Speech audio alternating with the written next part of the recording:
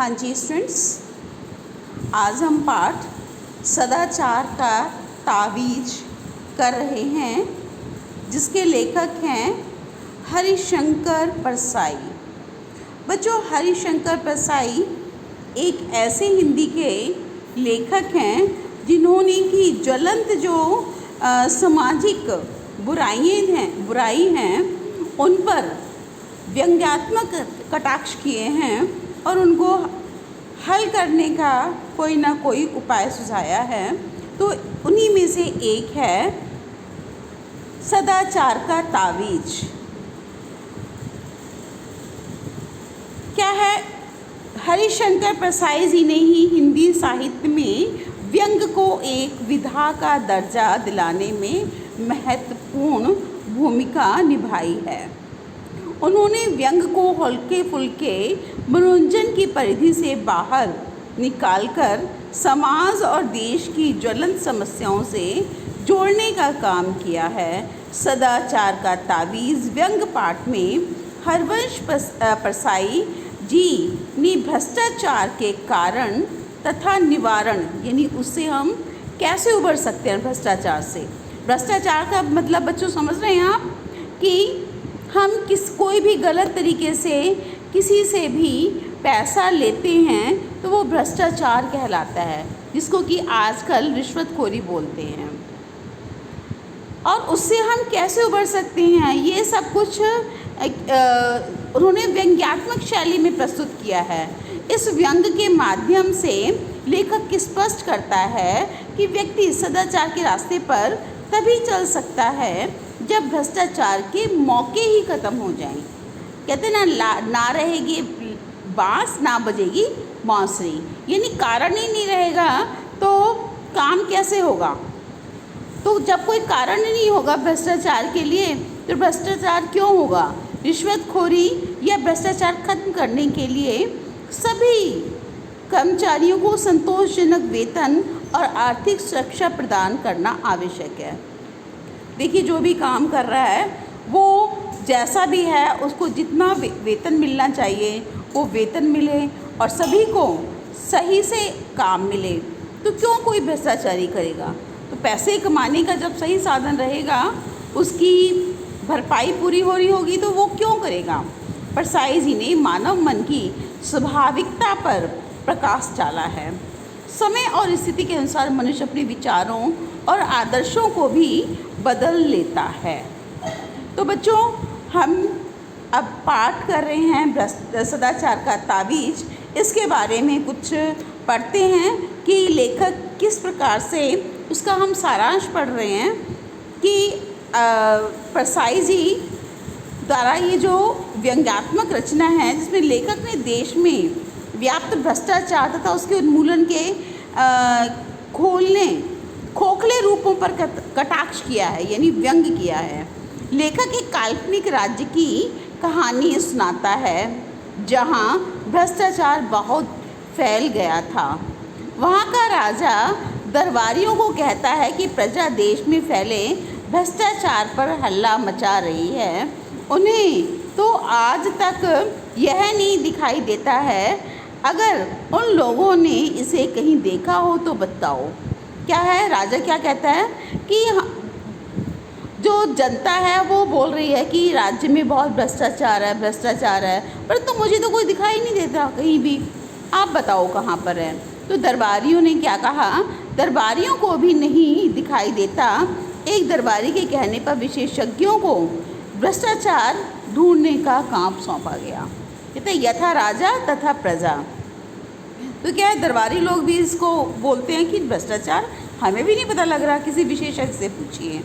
क्या होता है फिर 2 महीने की जांच के बाद विशेषज्ञ राजा को बताते हैं कि भ्रष्टाचार बहुत है पर उसे पकड़ कर कहीं नहीं लाया जा सकता, क्योंकि वह सूक्ष्म तथा अगोचर है, यानी बहुत छोटा है और जो कि दिखाई नहीं देता, और सर्वत्र व्याप्त है, यानी सब जगह है। वह देखने की नहीं, अनुभव करने की वस्तु है। कहते हैं ना, जिसे हम देख नहीं सकते हैं, सिर्फ महसूस कर सकते हैं। राजा इन गुणों को ईश्वर के मानकर पूछता है। कहते हैं ना, जैसे ईश्वर को हम बोलते हैं वो सर्वव्यापक है, ठीक है ना, बहुत सूक्ष्म है। तो राजा क्या बोलता है कि ये तो ईश्वर का गुण है, तो ईश्वर ही होंगे। वे उत्तर देते हैं कि अब तो भ्रष्टाचार ईश्वर हो गए हैं। उदाहरण के रूप में राजा को बताते हैं कि आपके सिंहासन के रंग का बिल जूठा बनाया गया। यह भ्रष्टाचार घूस के रूप में फैला हुआ है। क्या विशेषज्ञ क्या बतलाते हैं, जिस आप सिंहासन में बैठे हो ना, इस पर जो रंग किया गया है वो भी भ्रष्टाचार के साथ संबंधित है। तो विशेषज्ञ बतलाते हैं ये घूस के रूप में सब जगह व्याप्त है। तो यह भ्रष्टाचार घूस के रूप में फैला हुआ है। जब राजा ने उनसे इसे दूर करने का उपाय पूछा तो उन्होंने व्यवस्था में बहुत सी परिवर्तन करने तथा ठेकेदारी की प्रथा को समाप्त करने के लिए कहा। राजा ने विचार करने के लिए एक योजना बनाने को बोला। राजा बोलता है कि इस भ्रष्टाचार को ख़त्म करने के लिए आपको योजना बनाइए। तो क्या है, राजा और दरबारियों ने विशेषज्ञों की योजना का अध्ययन किया।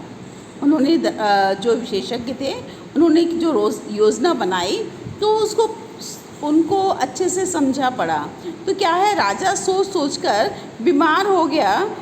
तो एक दरबारी ने उन्हें कहा कि इस योजना को त्याग कर कोई ऐसा उपाय सोचना चाहिए जिससे बिना अधिक उलटफेर किए ही भ्रष्टाचार समाप्त हो जाए। इसके लिए दरबारियों ने एक साधु की खोज की। उसने सदाचार की तावीज़ बना ली थी, जिसे भुजा पर बांधने से व्यक्ति सदाचारी बन जाता है। राजा को यह उपाय पसंद आ गया।